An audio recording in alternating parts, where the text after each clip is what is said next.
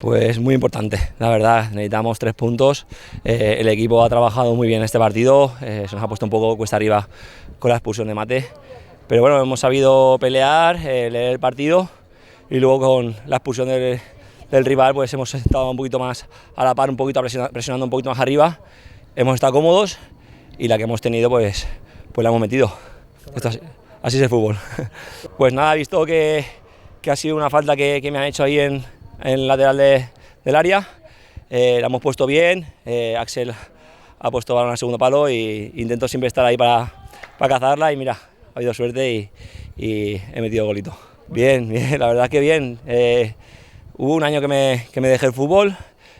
disfruté de mi familia, desconecté mucho y he vuelto con muchas ganas, llevo 2 añitos muy bien físicamente, me encuentro súper bien, anímicamente, con ganas de venir a jugar a fútbol, de disfrutar y yo creo que eso es lo que me hace meter gol, sentirme libre jugando a fútbol, liberarme de cosas y disfrutar. Sí, bueno, he metido muchos goles, que hace muchos años estuve en recambio, metí 25 ese año, estuve en Castellar, metí 16, 17, estuve en Puzol, metí 25, en Villamachante 18, 19, 20, la verdad es que es algo que yo voy contando goles y ya llevo muchos, pero bueno, intento siempre trabajar, venir a jugar a fútbol, a disfrutar, intentar trabajar para mi equipo siempre, si no jugaría a fútbol.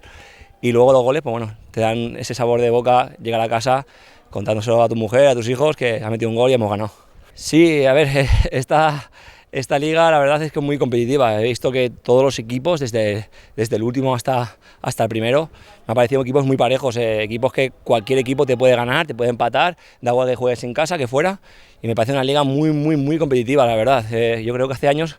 que no estaba en un grupo que tan competido. Ojalá por esa temporada, por la siguiente y la que venga. Pensaba hacerlo un poco a corto plazo, pero me siento muy bien y disfruto del día a día y eso es lo importante. Al final la vida te demuestra que hay que vivir el día a día porque mañana no sabemos lo que puede pasar.